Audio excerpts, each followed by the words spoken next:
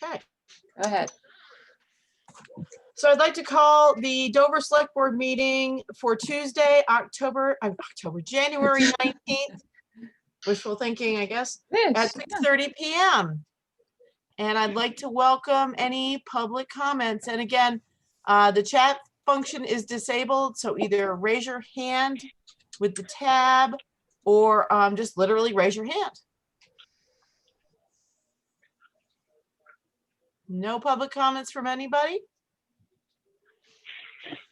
Okay, moving on to the fire department. Welcome, Richard. Hello. So our first item is review the local hazard mitigation plan responses. That was the grant that we applied for over a year ago.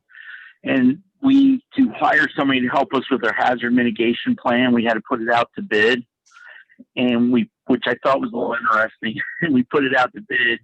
And the only response we got, I believe, Jeanette, was from Wyndham Regional, correct? Yes.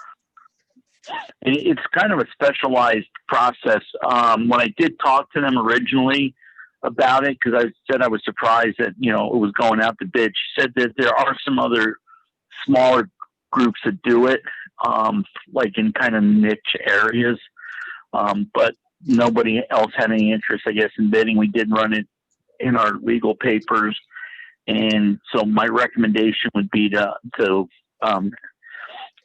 hire Wyndham Regional to work with us to redo the local hazard mitigation plan. And they've got a cost on this of $7,560. Yes, and we have an in-kind response, but that can also be some of our time. It can be hosting meetings. And I think it's all covered by the grant. I forget exactly what the grant was, the amount. Okay. And so we're going to need to, did everybody on the board have an opportunity to read through this? Yes. Any questions from the board? Nope. Any questions from the public? Don't see any. So we're going to need a motion, and should the chair sign this, Rich, or? I think believe so. you Town signed Dover. it, Vicki, Okay. on behalf of the town. Yep. So does somebody on the board want to make a motion? I make a motion that we accept the Wyndham Regional Commission's application to do this for 7,600, what was it? 560. 560. Second. All in favor? Aye. Aye. Aye. I'll sign that and send it to you tomorrow, Jeanette. And I'll give Wyndham Regional, I'll send them an email in the morning, just letting them know so we can plan on starting to move forward. Part of it is we're required to hold some public meetings or public hearings. But I probably won't be till spring that we do that. Okay, great. Thank you. Next item on Thank your you. agenda is to introduce your new administrative assistant, Candace Cole. Yeah, so standing next to me is Candace Cole, who we hired for our administrative assistant. And I don't know if she's on. I hope she is. Yes. Yes, she is. Yes. So usually, when we hire somebody, we bring them to the board and introduce them to the board. So it's a little different world these days. But Candace was one of a few applicants, several applicants we had. We did an interview committee. Thank you to Jeanette. And Jeanette, Sarah was on it, and Shelley from the police department. There was a couple other people that were going to be on it. They couldn't make that meeting, but we wound up interviewing 3, and Candace was the choice. I asked everybody the next day to send me their choices, and then we offered it to Candace. She accepted it, and I know she's been hard at work with Tabby at the police station trying to get things figured out. So I was hoping that the board would welcome, our newest employee. Welcome. Welcome. Welcome. Much. It's great to meet everybody. I'm really looking forward to meeting everybody in person at some point. Wouldn't that be nice? Welcome. Glad to have you aboard. Thank you so Great. much. All right. Maybe Miss by Raven, 2022. Thank you. And now we are going to talk about I just, renovation. Vicky, one other thing. Candace is a resident of town, Yep. thank you to COVID. So, and she's owned a house in town for a few years. I think that was kind of neat too, that it's, new person in town. Great. Good opportunity to get to know a lot of people. Absolutely. Absolutely. Thank you. Well, welcome, and don't let him work you too hard. Uh, are you ready for the renovations at the Firehouse now, Richard? Yeah, I don't have them in front of me, but I believe we sent them out over a month ago to you guys. Jeanette, do you remember when we sent them out? Renovations? Renovation? Yeah, I sent you an email and asked you if you could send it to the board. About the renovations? Yeah, it was a plan from Gumanak. Oh, Don't remember that.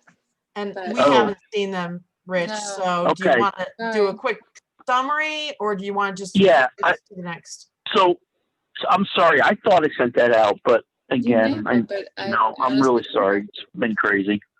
And I actually meant to call you, Jeanette, today to ask you to make sure they had done that. But anyways, we remember a few years ago, we talked about doing a bunk room as part of the 100-man department plan. And we actually hired John Gumanak to help assist us with seeing if we could add a bunk room to the upstairs where the gym area is now in the training room. And we reviewed the plans with him, and I had a couple of the officers there, and we were able to come up with a plan that fits and met approval of the Vermont Fire Marshal's office. And we had them out to look at it too. So it's going to be 3 smaller bunk rooms, 2 bigger ones that if we had a person who would stay for a season or could possibly live at the Firehouse for a longer period of time, maybe a week or 2, there would be 2 private little rooms like that. And then there's going to be one, which we kind of called strictly the bunk room, which would just have 3 bunk beds in it. And that would be more like for an overnight event. But we have manned the Firehouse in the past and had 2 or 3 people during Irene. The year after Irene, what was the big storm that didn't hit us? Katrina, maybe? I don't remember. Sandy. But Andy. yeah, Sandy. So while we were doing that, we had some firemen staying there. We also had some people from Deerfield Valley Rescue. And I believe we had someone from Highway come in for 3 or 4 hours just instead of trying to drive home. So it would just give some people some separation, especially if anybody snores loud like me. So we went through it with him, and we were also able to fit in 2 bathrooms upstairs, a small shower and bathroom, and then just like a powder room, which would be handy because a lot of times when we have meetings, do training up there, those of you that have been there know you got to go kind of all around the building. You have to go downstairs to one end and then all the way across. So it would be kind of a nice little area just for when we do trainings and meetings up there. So I wanted to see if it was okay. I will send the plans out to you folks. We did discuss it at the last officers meeting, and all the officers agreed to bring it forward to you folks, to the select board. So I'd like to send it out for bids, put in the paper, requesting proposals. I thought maybe in March sometime we could get proposals and then see where it meets with the budget, and then decide if we can do it all or if we have to cut back or if we have to look for other sources of funding. Okay, so we haven't seen the plans, but it sounds like what we've been talking about.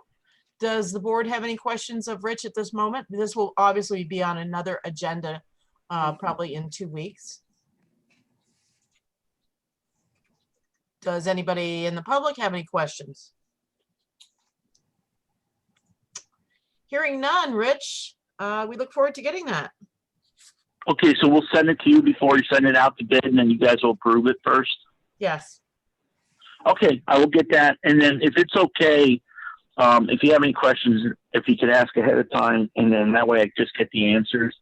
And then if there isn't much about it, then hopefully will be a quick thing on the agenda just to put it out to bid. Again, it's not to actually do the work. It's just to, get pricing. Perfect. Okay. I really appreciate everything, folks. Thank you, Candace. Thank you, Rich. Thank you. You can Rich. stay. Thank you. Stay all night if you want. Thank you. Police Department, Randy Johnson. Well, good evening. So, Officer William Manch, Bill Manch, gave me his, and it goes, this letter's to confirm that on June 26, 2021, I'll be retiring from full-time law enforcement with the Dover Police Department. And thank you. So he's going to be retiring. He's going to be eventually later in the year be moving down to Florida. He is going to, I'm going to keep him on the schedule and payroll because while he's still here afterwards, if need be, if I need to fill a shift or not, he will fill in. I've talked to Marco and Jeanette and stuff about the Veemers, and then I called Veemers and they did confirm that he cannot work for the town of Dover for 30 days after his retirement, even though he's not going to collect benefits. I don't foresee us using him, but just in case we do, he's still going to stay on. With that being said, I'm going to start the new hiring process. I'm going to start putting out advertisements like we normally do. I may consider also advertising on the Indeed Facebook as well, or not Facebook, their website as well. Today I looked on the Police Academy's website to get an idea, and this is another reason why. There's 41 police agencies in the state of Vermont as of today looking for police officers. So the pool is getting really small. Last year, last hiring process, I think I only had 2 applicants, and obviously we hired Ed. So I may consider going on Indeed, and I'm in the process of looking into that to see how much that's going to cost. Got really complicated because there's so many different levels on how they can do it. Even by, you can get charged by how many clicks, they get on that. So I may do that. The other thing is with that is back in 2019, and I went back and looked that we did a sign-on bonus where we did $5,000 if they were already full-time certified and $2,500 if they were part-time certified. I have the copy of the minutes here. It was February 19th. But it doesn't say in there, and I don't know if anybody from the board or Jeanette can remember, if we were making that every hire or if that's something I have to come in front of the board each time we hire somebody. It doesn't say that in the minutes. It just says that, we revisit it, and based on attorney Chris Dugan's, he made up like the contract, the agreement.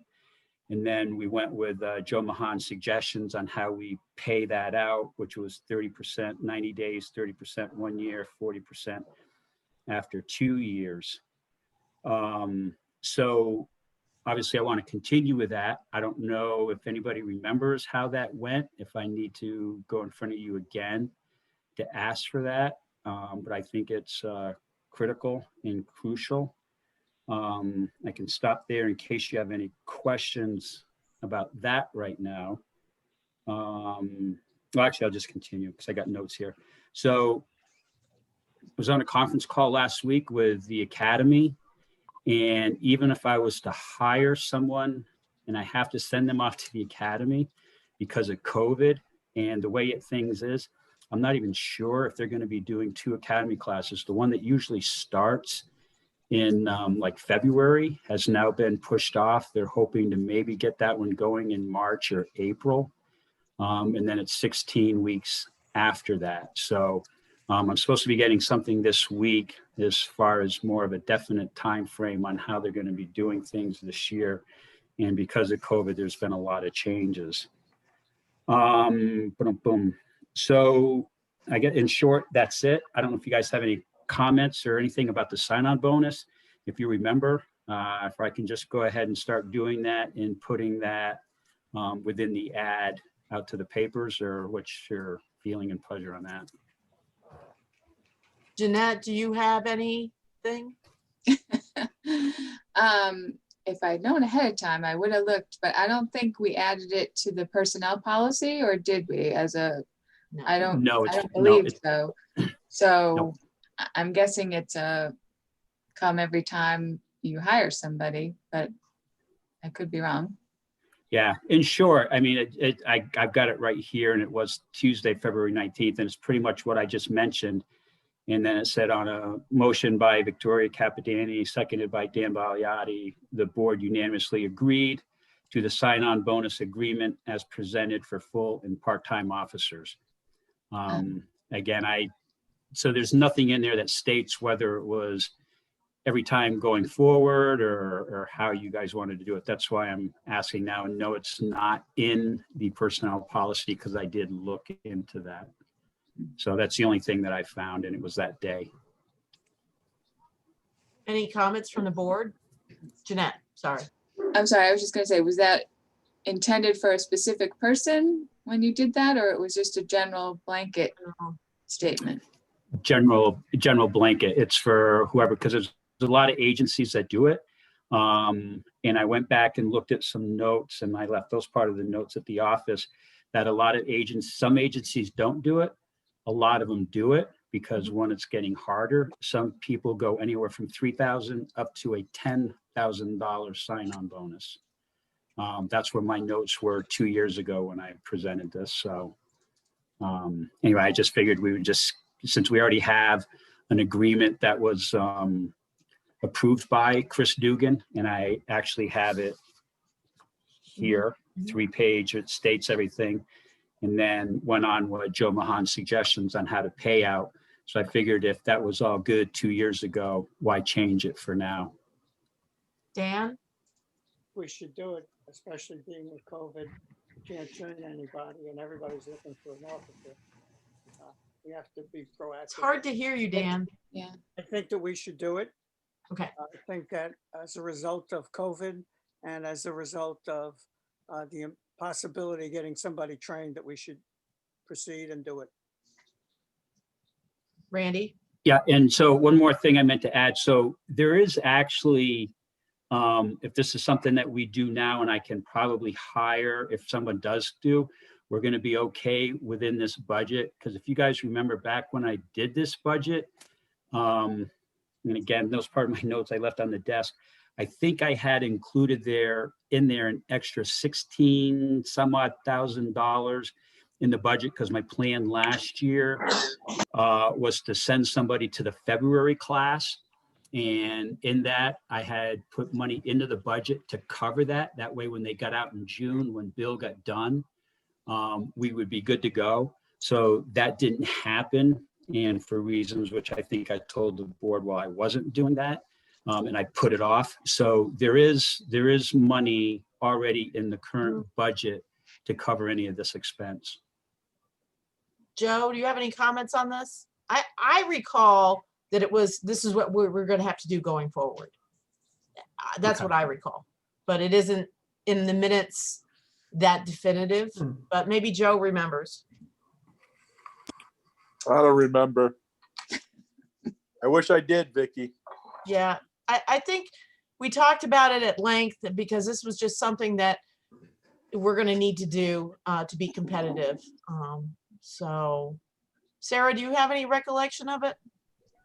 Very vaguely, but not anything. No, nothing that would contribute to this conversation, no. Question is it Scott? Scott? Hey, sorry. So what does Wilmington offer? Yes. Okay. And is that 5,000 as well and 2,500? Is that what? I Comparable? don't remember. I But think something- it's comparable. I mean, we. Okay. And this is So- commonplace, like across the board. That's just what people have to do to get a good candidate. Yeah, and that's why you see sometimes Gotcha. people jump from agency to agency, because, if they're able and they're can do that and they don't mind, there's a little extra cash in their pocket for doing it. So, Sure. So based on our motion, I think that you can include it in the, I mean, we've already approved it in the advertisement. Hopefully you can get some good candidates. okay, so I'll go And forward with anybody everything. disagree with that on the board? I'll do it. No, I mean, if Randy thinks that's gonna be the best way to get some candidates to apply, then we have to do it. I That's why definitely we do. did So it. my only question then is I don't know if it should be put in the minutes. Is this something that the board is going to want to be raised that every time we hire somebody, or are you just going to make this like a mandatory thing from here forward until further notice, or how do you guys want to do it? Just so I'll know and can pass it along to. I think it should get into the police portion of the employee, manual. It should be there, so it's just clearly there, and then we don't have to do this on a regular basis. Okay. So that will take a little bit, but yes, Dan. We specify in the ad an amount, or we just say signing bonus available? So I actually have Shelley pulled it up for me. I'm not going to read the whole thing, but it says up to a $5,000 signing bonus for Perfect. full-time and 25 for part-time. So, I mean, it can be up to my discretion, or I guess maybe even the board's discretion. And But, that's how it should be one other worded thing- in the employee personnel Yep. policy. Yes. Yeah, and so since you brought that up, and I know personnel policy is not involved, so instead of doing this like twice, when I was looking at the personnel policy today and going forward, if everything like gets approved and how my pay differential, if that all got approved, that's going to have to get changed in the personnel policy. So I would make a recommendation that we do this all at once and not have to do it twice. So let's do So- that after we finish up budget, because we haven't approved the budget yet. Yep. We're set for this hiring cycle, and so, but we should plan to get it done this year. Perfect. Makes I will sense? bring This it up year again. 2021. I made a Okay. note of it to bring it up sometime. I think it was end of March, first part of April, thinking that when the budgets got approved Okay. anyway on the pay differential. So I'll keep track of that. Thank Great. you. Thank you. Next item, unfinished business, review KAS Inc.'s initial site investigation report on Kids in the Country water system. Everybody, I hope has had a chance to at least get an overview of this large document. And I see Rebecca's here. Yes, Rebecca Treat is here from Cass, and she would love to talk to y'all about it. Okay. Hello.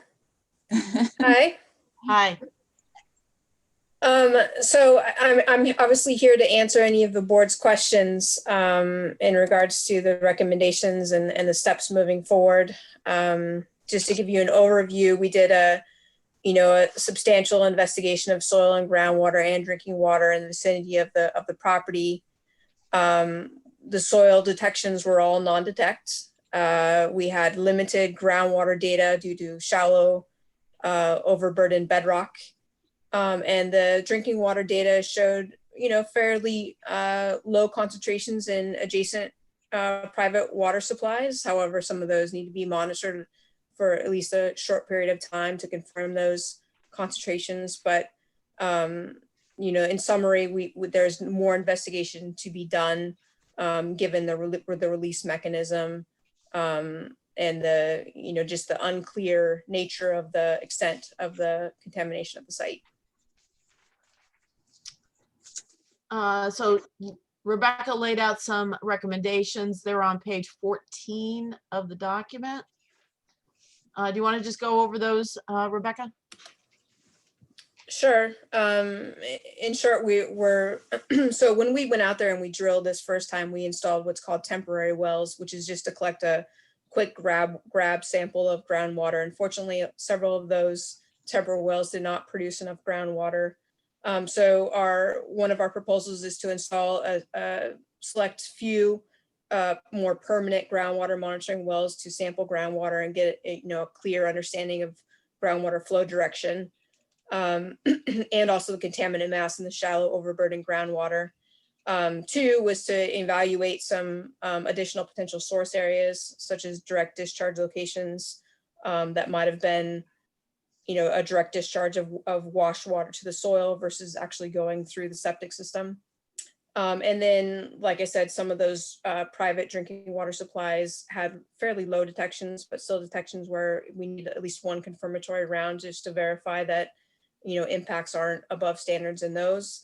And then the last is, just the continuing effort by the town to remedy the impacts that are being experienced in the private supply, or the public supply, I should say.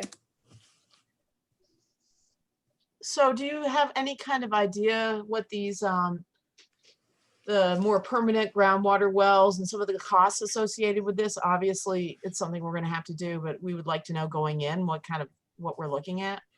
Sure, I can definitely, work with Jeanette to give you guys a little bit more clear understanding of the cost for the supplemental investigative work that we need to do.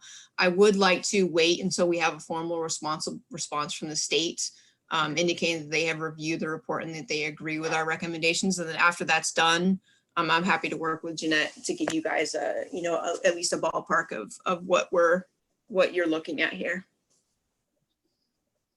Great. Are there any questions from the board? No. Any questions from the public? Richard? I guess he just moved. My thinking is we have to continue down this path. There's no other way around it at this point. Anybody else have any other opinions about that? No, I think this is the way to proceed. Yeah. All right, great. So Rebecca, it's good. This report is going to the state tomorrow. It actually went to the state on Friday. On Friday. And so we've received a preliminary response from the state, to which they essentially said that they in general agree with our recommendations that were provided in the report. But I think that they'll give a little bit more of a formal response to that. And then again, after we receive that and review that, I'm happy to discuss that with Jeanette and give you guys a more, clear understanding of the direction and the path forward. Okay, Jeanette? And so I thought perhaps, I don't know if both parties have had time to review it, perhaps at the next select board meeting, the state could join us as well. Or is that necessary? For them to weigh in? No, I mean, that's up to you. Or if you just want them to supply their opinion of the report and then go from there. I think I'd like to read the opinion, and if we have any questions, yes, then absolutely they should we'd love to have them here. But if they agree with what Rebecca's got to say, what her conclusions are, then I think that we can move forward. What do you think, Rebecca? I think that, that's a reasonable approach. That's pretty typical for these situations. Well, thank you. That was a lot of groundwater and tests, but thank you for supplying that, and we'll stay on this, obviously. My pleasure. Thank you. Thank you, Rebecca. No problem. Bye-bye. Bye. Okay. Next on our unfinished business list is the update on town meeting options. So Jeanette forwarded us all the new law concerning the temporary change of options for town meeting that the governor signed. Did everybody on the board have a chance to look at that? Yes. Great. So after I got this, I called both Andy and Marco to talk about timelines and different options that we might have if we want to try to do an in-person meeting in a more spring or summery environment. So we could potentially do it outside, maybe under a tent, maybe it Mount Snow, who knows what it's going to look like. But, and they both gave me some really good information. But I think that what we really just need to do today is decide we're not going to try to do either an Australian ballot for all of our items on the first Tuesday in March, or are we prepared to push it off and see if we can actually have an in-person town meeting with discussion and information and potentially motions to change things. And I think that both, and I don't want to take their words, but both Marco and Andy are in favor of that as well. Board, Andy. Hi, can you hear me all right? Yes. Yes. Okay. So I think, Vicky, that sums it up. And I would just like to add my 2 cents about having an in-person town meeting and about postponing town meeting. I think if at all possible to have an in-person meeting in a safe fashion, we should try and do that. And I think our best chance to do that would be to postpone town meeting. You know, you folks and Marco will know probably best how far you can push town meeting and still make everything work. I would push it as late as you feel comfortable. And hopefully, like you said, Vicky, we can get together and do town meeting the way we usually do. I sent an email to the select board this afternoon. Some of you may not have gotten it. I sent, you know, later in the day. But I think because of COVID, it's tempting to think Australian ballot is the way to go. And it may be, depending upon how the situation develops. But if we can at all avoid it, I would. I included in that email a little quote from a book called All in Favor that was published a few years back by some professors in Vermont about town meeting. And the book is very informative, especially about the effects of Australian ballot on town meeting. And the quote, if I just might read it, it's short. And if I can manage my computer here, let's see. So the book is by Susan Clark from Woodbury College and Frank Bryan from the University of Vermont. The book's called All Those in Favor. And the quote I chose was, "The Australian ballot hurts town meeting. In a well-intentioned effort to include more people in decision-making, an increasing number of Vermont towns are destroying their town meetings in the process." And that kind of sums it up. Like you said, Vicky, an Australian ballot is basically taking the last part of our decision-making process, the actual vote, extracting it from our normal process, from all the pieces that come before the vote, the ability for us to converse about it, to make amendments, to hear explanations from the boards who have put together budgets. That's how we do things in Dover. It works. The wisdom that comes out of town meeting always amazes me. I always wind up changing my mind on something. An Australian ballot takes that away, and I think you'd do well tonight to put it off. The only other thing I'd like to add is that tonight, if you don't put it off, if we have to prepare for the contingency of a town meeting on the first Tuesday in March, that means we're going to have to get a budget together, a warning together at a special select board meeting next week so that we can get it warned on time.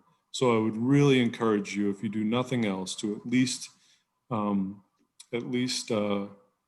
give your vote of confidence so that we don't have to prepare this, for a town meeting on the first Tuesday in March. At least give us your assurance that that's not going to happen, and then we don't have to put all those balls in the air over the next few days. Thanks. Thanks, Andy. Dan? I believe my term ends on March 1st. I don't really care where it's postponed to, stay on until there's a vote. But there wouldn't be a vote then, so it doesn't make a difference. That's just a point I thought I'd point out. Actually, the law covers that as well. So anybody who's up for election, and I'm up for election, your term will be until the next town meeting. So whenever that is, if it's in April, May, June, whenever it is, that's you're going to be still in serving those offices until that time. Any other board comments? Just, do we know what sort of the drop dead date is for when we have to have the vote on the budget for all the other pieces that follow that to happen? Well, really, the drop dead is June 30th, but we would like to give ourselves a little more time. So we threw in my conversations with Marco and Andy, I'm thinking something maybe in mid-May. It's not, early May can be quite cold. By mid-May, it's starting to be better. Maybe, there's several. Well, and we don't have to have it on Tuesday either. Right. Correct? Well, more people could be vaccinated by then too. Right. I think if we push it to June and we have any issues with we have 30 days that we have to warn it for another revote of the budget. And so if we could do something in May, that would give us time to do something in June if we had to. But we don't have to set that date right now. Just affirm that we're not having town meeting on, is it March 2nd this year? What is the first, March 2nd? Yes, March 2nd. Yeah, it's super early. So Scott? I'm all for, I think, and what Andy said kind of covered everything. I'm a little biased, past history teacher, social studies teacher, so civics in action is awesome. I'm all for having it at a later date. Do we need to make a motion here? I just want to see if Joe has any comments. Is he still on? Yeah, Joe? I've been trying to speak. Thank you. So my only comment is if we can kind of decide, within the next kind of 2 weeks, what that date might be shooting for, that way there people can know, I'm all for trying to do an in-person town meeting. So, but we should shoot for a date in May and come up with it and talk to all the different parties to make sure everyone can make the date, within the town, town employees and different things like that in the different departments. So that maybe we should put on the agenda for next, and then shoot for one date and then shoot for another date if it makes more sense. Yeah, so then that's a good point. And so Joe, I think the board should think about, and the town employees, does it have to be a Tuesday? Should we try it on a weekend and we maybe get more people there? I mean, I know, so anything's possible this year, so think about it. And we should probably put this on again in 2 weeks so that we can try to firm up. Are we gonna do the third Tuesday in May, or are we gonna consider some other time? But we should have a motion that we are not gonna hold our town meeting on March 2nd, that we're gonna try to hold out for a in-person town meeting later in this, before June 30th. So you want a motion on that tonight, right? Yep. Okay, I make a motion that we postpone town meeting to a date to be determined after, or let me start over. Make a motion that we postpone town meeting to sometime before June 1st. That's it, right? Second it. Any discussion from anybody? Marco? Yeah, I agree with everything that's been said. I just don't want to push it too far into June, because then we run into My motion was for by June 1st. a tax bill out. So No, I kind of like the mid-May scenario. the motion was for by June 1st. Before June. Right. I'm just saying, like, the later it gets, the harder things become. We understand. Yeah. Mr. Sedlak? Just a quick question. What's the lead time to put together a town meeting? So if it was gonna be June 1st, when is the drop dead date that you have to start, get everything going? Because there's gotta be a span of time in there that it takes to put it together, a month, 2 weeks, a week. We have a lot of things done already. And as Andy just said, if we were gonna do March 2nd, next week, we would have to meet, firm up our articles. We would have to take a final vote on the budget. A lot of the materials have probably come in because Andy gave us a deadline for January 15th for department reports and things like that. So, you know, we have time to make that decision definitively, what date we're going to do it. And if we can't possibly do it, to do the articles and go the Australian ballot way. I think May 31st is Memorial Day this year. I think it's very late because it's the last Monday in May. So June 1st would be the day after. We're not saying we're doing it June 1st. We will do it by June 1st. Cool. Okay. Yeah. Any other comments? Okay, all in favor? Aye. Aye. Aye. Joe? Aye. Thank you. Scott, did you say aye? Yes, aye. Okay, Sorry. thank you. Thank you. All right. The next is revisit the planning commission vacancy. So we have 3 or 4 candidates for the planning, 4, There's 4. to fill 1 seat and potentially some alternates. So I think that it'd be nice to have the current members of the planning commission, which are Kevin Stein and Brenda McGrail, and a couple members of the select board interview our candidates. Does that make sense to people? Yes. Okay. Anybody have any comments? I am the liaison to the planning commission, but if somebody else would like to jump in on that, I think maybe 2 members of the select board. I see Sarah waving. And then the 2 members of the current planning commission. I would also suggest Tabby be a part of that, as zoning administrator. Okay. She's got a very thorough grasp of the ins and outs of what is going to be needed. Is anybody else on the, 1 second. Dan, you're interested? Okay. Jeanette? I was just curious if originally the board was a 5-member board, since we've had so much interest this time around. If you want to consider moving it, from a 3-person back to a 5-person, but I'm just throwing that out there. What would be involved in changing the makeup of that from 3 to 5? I don't want to do anything because I want to get to slow it down, because we need to get a full planning commission to be able to move some things forward. Mhm. But we certainly could appoint some alternates and then make that switch. I don't know what's involved in changing that. I'd have to look into it. I remember it was at a meeting, a select board meeting, where we pared it down to 3 members.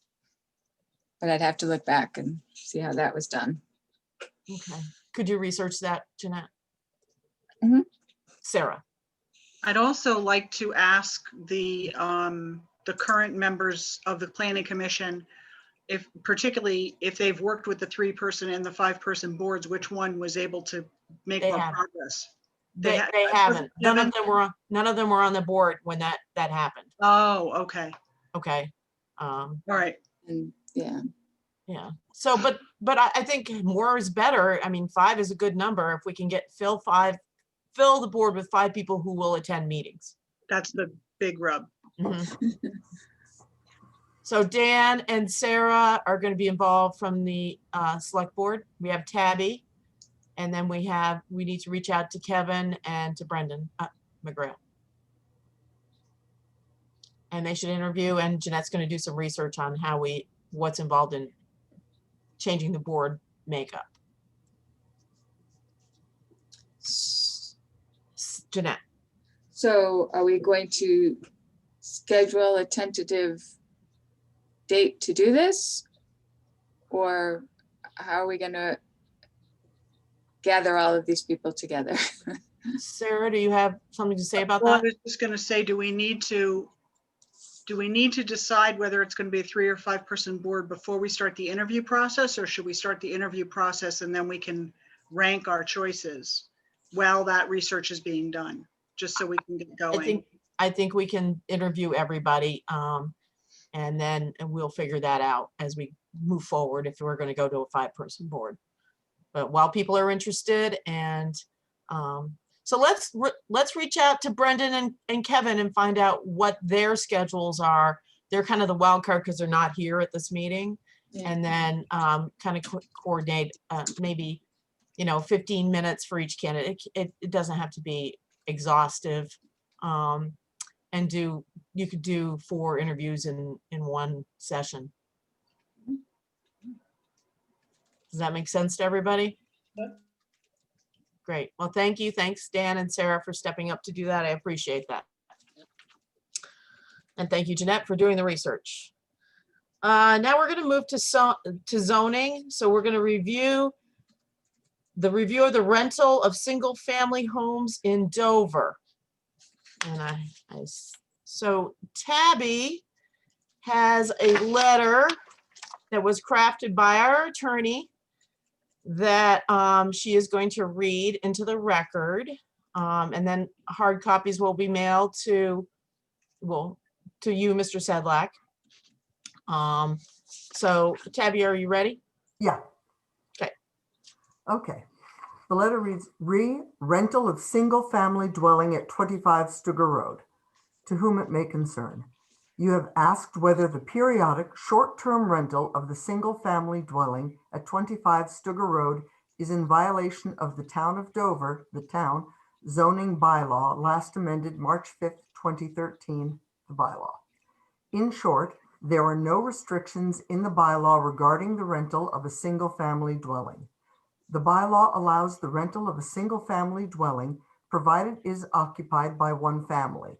See bylaw at page 5, definition of dwelling, single-family set out below. In turn, it defines family on page 5 as one or more persons related by blood, marriage, civil union, or adoption, or a group of not more than 5 persons unrelated by blood or marriage living together as a household. While it's possible that more than 5 unrelated individuals stay at the house at 25 Stuger Road when it is rented on a short-term basis, often the additional individuals are guests of the household or family that rents the house. In such situations, the Vermont Supreme Court has held that the rental of the house as a single unit by a family, including their invited guests, is akin to normal residential use of property, notwithstanding the fact that the house generates income to its owner and is rented for short-term periods. See In Re Tour 2012 VT 63, paragraphs 15 and 19. Based on the foregoing, I cannot find the property owner's short-term rental of the house at 25 Stuger Road to be a violation of the bylaw. However, there may be other private legal agreements or documents the property owner is violating by its short-term rental of the house at 25 Stuger Road, but the town cannot enforce such private agreements or private property rights. For example, there may be real estate covenants applicable to the property that prohibit short-term rentals.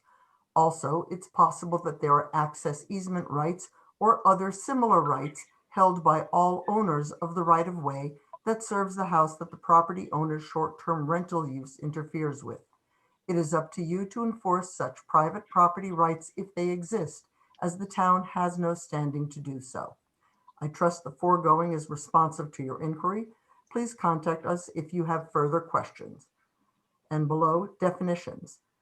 Dwelling, single family, a detached building designated for or occupied solely as a dwelling by one family. Definition family, one or more persons related by blood, marriage, civil union, or adoption, or a group of not more than 5 persons unrelated by blood or marriage living together as a household. And that's the letter. Thank you. So I guess that's all we have to say about it. And hopefully you guys, you and your neighbors can learn to live together and thrive together. And you know, we do not have a standing in this.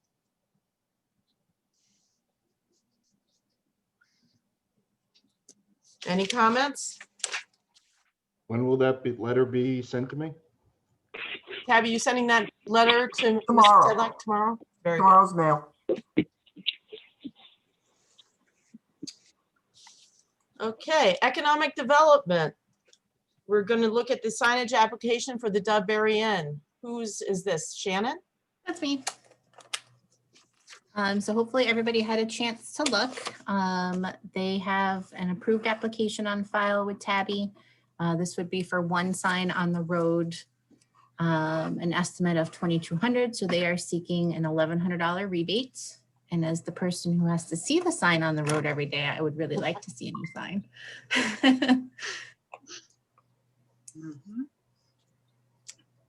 Any board comments on this?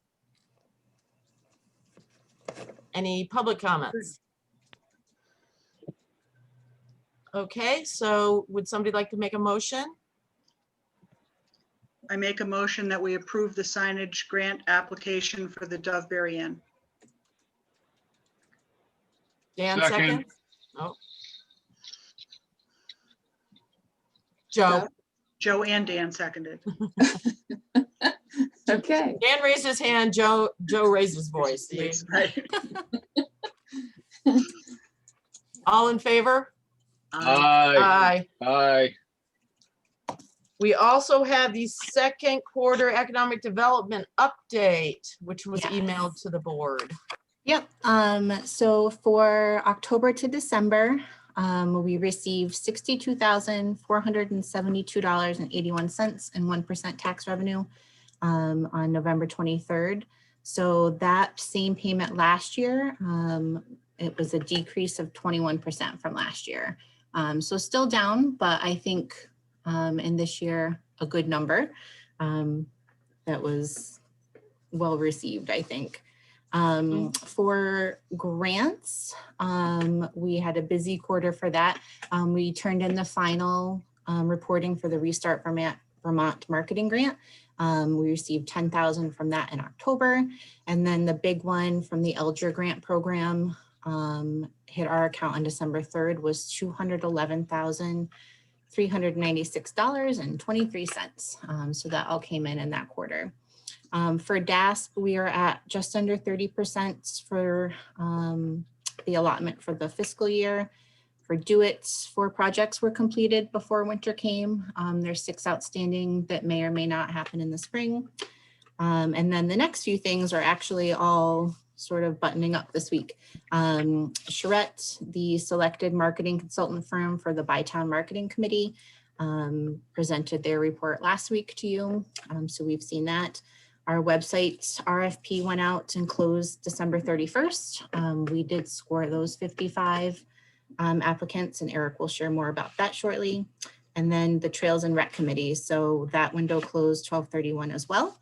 And we had 13 applicants for that, which we'll share more about shortly. And then just an update on our expenses for the quarter, the fiscal year to date, and then where we are on that budget for those items. So something that we hope to share each quarter for you guys. This is awesome. And this is, in my mind, all we need. We don't need a 10-page report every quarter. The highlights, the numbers, that works for me. And it's something that we hadn't had for a while. So it's very exciting. I'm sure Joe will be happy that we're getting this. Very much so. So no, this is excellent. And again, the grants, that is phenomenal. How much money we recouped from our economic development efforts and trying to help our The Thank you. only, the question I have, and I don't know if you can get any more information, Shannon, you probably can't, is it's hard to believe that we're only down 21% for July through September. That seems a lot, not too bad in comparison. It doesn't. And I think Eric. Doesn't seem right. Eric's got too. his hand up. Yeah. Joe, to be completely honest with you, it's not as surprising as you might think. You talk to a lot of local business owners. I mean, there was some really busy months for them this summer. You know, a number of them will even tell you that they had better months this summer than they did the prior summer. You know, we expected it to be down, but we, you know, I really don't think that 21, I mean, I'm actually shocked that it was only 21%, but when you go back and when I go back and think about the business owners that I spoke with and just, you know, the kind of the traffic you saw around town this summer, it's not that surprising. It would just be nice if we had a, you know, not that they'll ever give us a breakdown, or if you ever can get a breakdown, because obviously hotels weren't doing any business. Does that mean Airbnbs were off the chart, you know, with the sales tax dollars that way? You know, those are just some indicators that would be nice to know for future reference, you know? Okay, I'm gonna let Eric respond to Joe's comment there. So Marco did put us in contact with the person at the state who deals with our 1%. We do have a breakdown, at least versus sales and use and Rooms and meals. Rooms and meals, sorry, had a brain fart. So we do have that breakdown. We can access, there's a program called Air DNA, which would give us access to tell us kind of like what the flow of bookings looks like specifically for Dover throughout the year. So it is a possibility. It's just a subscription we'd have to pay for to see. Dan. Well, My business was up 58%. It was the best summer I ever had in 8 years. Okay. Yeah. Joe, did you want one more comment on that with Eric? yes, just, you know, obviously my business operates in Dover, even though it operates on the lake with Island Jet Ski, it is technically in Dover. Obviously my percentage was up very high over last year, but it would be nice looking at the Bytown committee for them to have some of that data, which would probably be helpful to where we should steer some of our advertising dollars to work. So I don't know how much the subscription is, but maybe it's something we should look into. Eric. Fair enough. Sarah? I was just also going to comment that construction was up a tremendous amount this summer, and you know they have to collect tax on the materials that are sold. I don't know everybody does it, but I know my tax revenues were a lot higher because we did a tremendous amount more work of installations and replacements of units than we normally do. So yeah, you guys look into that. How much that costs to get that subscription. It might be useful. Yes, Eric. Up to 1,000. I don't think we have over 1,000 Airbnbs in Dover, so it would be $39 a month for us to have access to that information.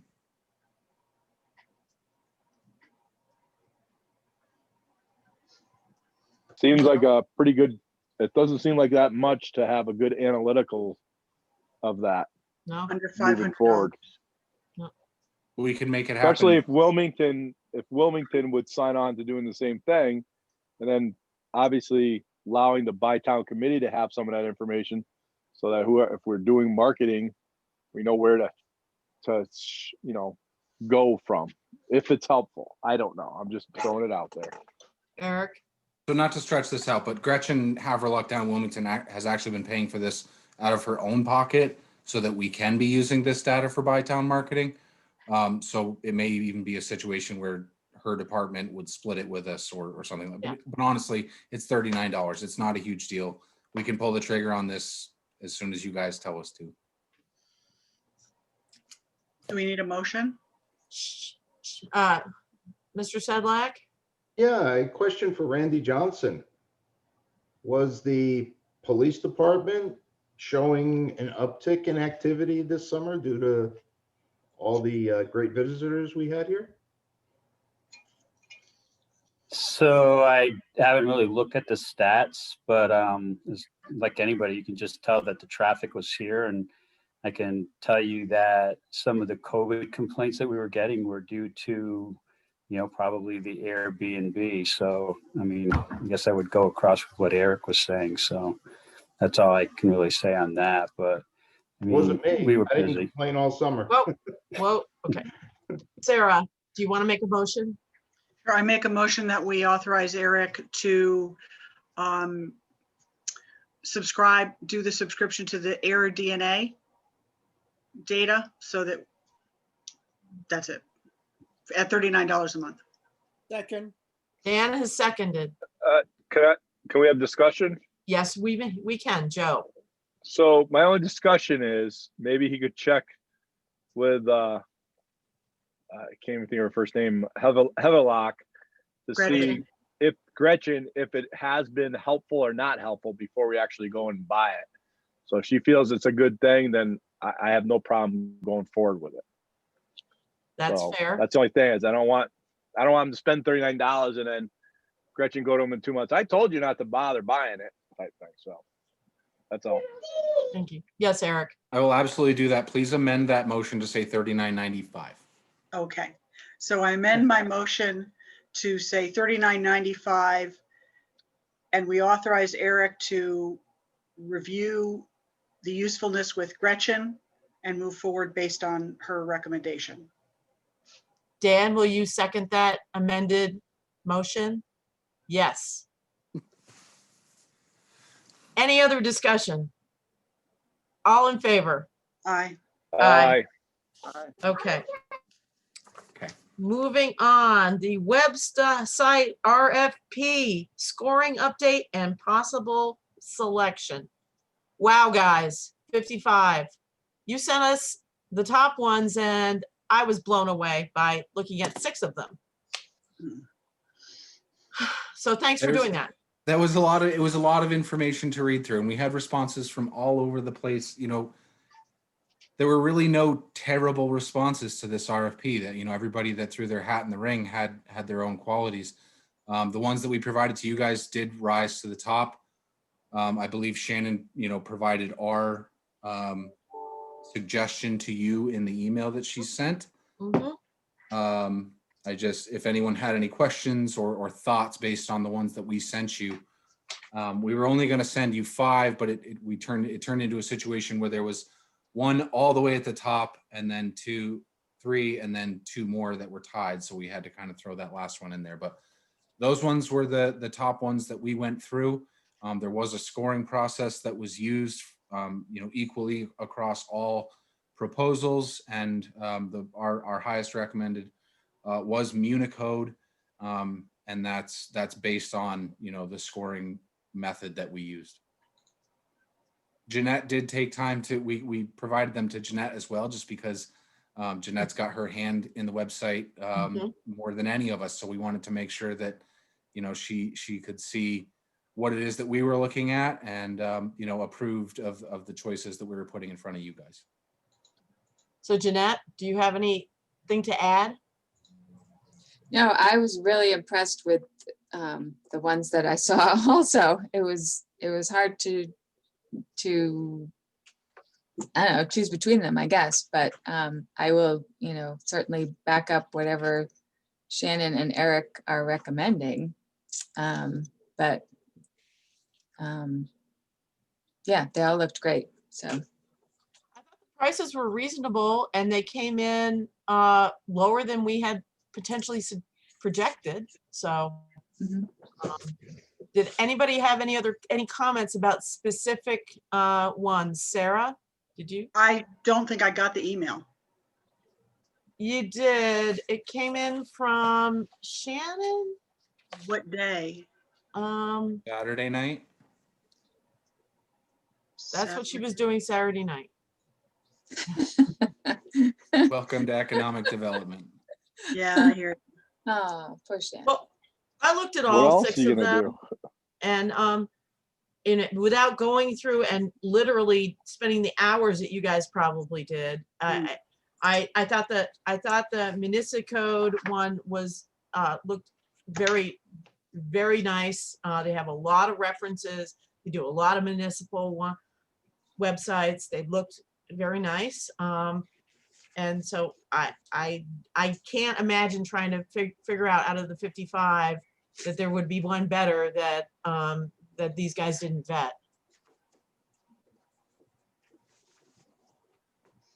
I mean, there are, and they only sent us 6. So, Joe, did you have a chance to look at them?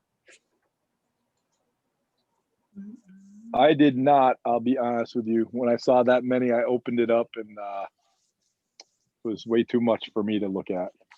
So I used your Shannon? recommendation on the 4 or 5 that we're going to look at. Shannon, I can't find it. Can you resend it to me?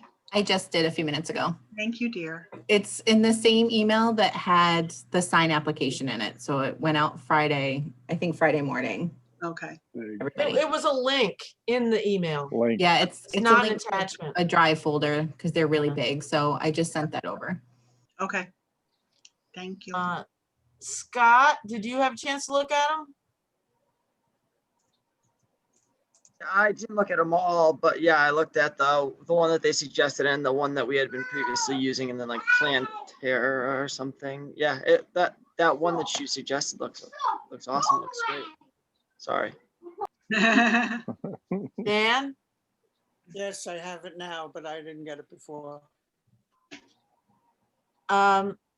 So do you guys want to take time and look at them? Or are we prepared to make a decision tonight? To be very honest, I really have a lot of faith in Shannon and Eric. Yeah, I think that, they went through all of them, so I would say let's go with their decision. And particularly if they said there was one that was sort of head and shoulders above the rest, I am not going to belabor that. I concur. Okay. So the price for Municipcode for the first year is, assuming we don't want any of these add-ons, and okay, is $10,500. So does somebody want to make that motion? Make a motion that we authorize the Economic Development Department to hire Municipcode to develop our website at a price of $10,500 for the first year. Second. Second by Dan. Eric? Yes, Eric. You're sticking we your just finger in your I know. Can we just amend that to say Municode? Because I don't want there to Unicode. be any What did I say? Municipcode. Oh, sorry. Unicode. I apologize. Unicode. I wrote it down correctly. I just didn't say it right. Unicode. And Dan, you're accepting that, yes, he takes that amendment. Anything else? Okay, all in favor? Aye. Scott, Aye. is that an aye? Yes, sorry. Sorry. That was unanimous. Good job. awesome. No, Thank we you guys. would have gotten 55. Just and just so you know, each and every person that did apply will be hearing from us to let them know of our decision, because we feel like that's the correct thing to do. I know it's a lot of people to respond to, but there've been a lot of contact since we put the RP and since it closed about who was getting it and things. So I will be reaching out at least via email and probably via phone to the top couple just to explain the choice. Thank you. So moving on. Yes, we have the Trails and Rec appointments. So Okay. the select board met an executive session, reviewed letters of interest with the Economic Development Department, and together we made some decisions. And we appreciate, what do we have, 13 people who applied? All the interest, and we certainly hope that if you were not chosen to be one of the voting members of this group, that you still want to attend meetings and get involved, because we need everybody. So with that, who's going to announce? Eric? Well, yes, thank you. So 4 of the seats on our committee were from establishments or groups in the Valley. So the representative from Mount Snow will be Brian Donovan. The representative from Deerfield Valley Stump Jumpers will be Paul Fisher. Southern Vermont Trails Association member will be Steve Petrick.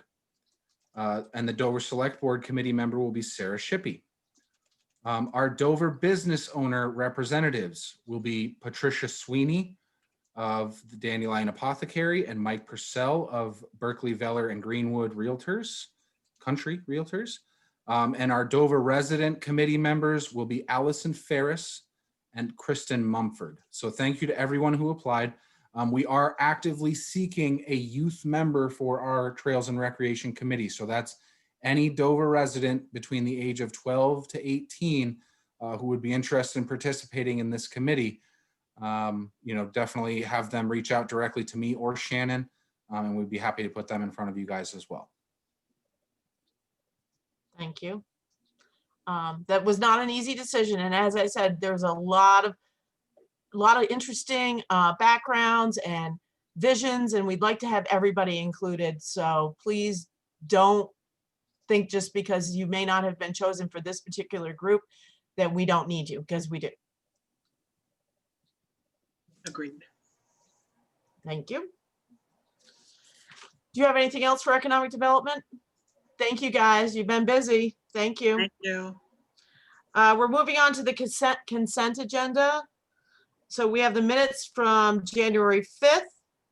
And I'm not sure everybody was at all of these. January 12th and January 14th. We have been meeting a lot lately. Jeanette, who was missing from any of those? Actually, I was just looking and I think everyone was at all of those meetings. The January 12th was the joint Bytown meeting. Yep. So, and Shannon said everybody was there. Yes, or? The 5th was our last regular board meeting and everybody was there. Yes, the 5th, everyone was there, and the 14th was your executive session, which for some reason I thought Scott wasn't there, but then Shannon mentioned that he was there. So Dan came in late. Dan didn't get in till about 5 o'clock. Right. 5:03 or something like that. Yeah, I did note that. I was there. Okay. All right. So we can make a single motion for all of them? Yes. Yes. So I move that we approve the minutes of January 5th, January 12th, and January 14th. Second. Dan is seconding. Any discussion or corrections? All in favor, say aye. Aye. Aye. Aye. Aye. Aye. Scott? Aye.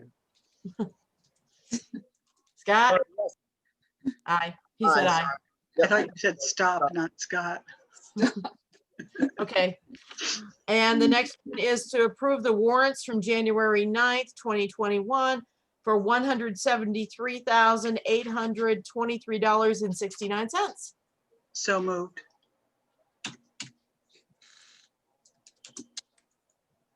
Dan is raising his hand to second. Any discussion on the warrants? All in favor? Aye. Aye. Scott, did you say? Yes, yes, aye, sorry, yes. Okay, great. Sorry. We've got kids too. Great. And we're down to FYIs. We are going to have a special executive session meeting on Monday night at 6 o'clock, a Zoom meeting with the River Valley's school board. It's to continue our legal situation with that. And I sent that to you, Jeanette, right? Yes. So am I going to warn that as a select board meeting, or are they going to warn it? It's their meeting, but we are joining them in their meeting because it's prior to the River Valley's meeting. Okay. So I think we should warn it just that we're going to join in early. So that has a time block of 6 to 7 at the latest. And then they're going to start their regular meeting. So it's not going to go on forever. Okay. Thank you. We'll just take minutes for you, Jeanette. Oh, that's even better. Good answer. Do we have any liaison reports? Yes. Who's, oh, So, Scott. Scott, yes. Mhm. I was at the library trustees meeting today, and they had just wanted me to bring up that they, this, you know, they were not psyched about their budget being warned, and they just felt like they were a little bit singled out, and that other budgets should be they were just feeling a little bit singled out, and they just wanted me to bring that up. And we're still working on the lighting situation, but I think we're figuring that out. So Okay, that was good. thank you for bringing that to the board. We hear. Anything else under FYI or liaison reports? Do we need executive session tonight? I'm not aware of one. I'm not. Great. Well, thank you all. And we will adjourn the Dover Select Board meeting at 7:46 p.m. Great. Thank you. Night. Thank Bye. you. Night.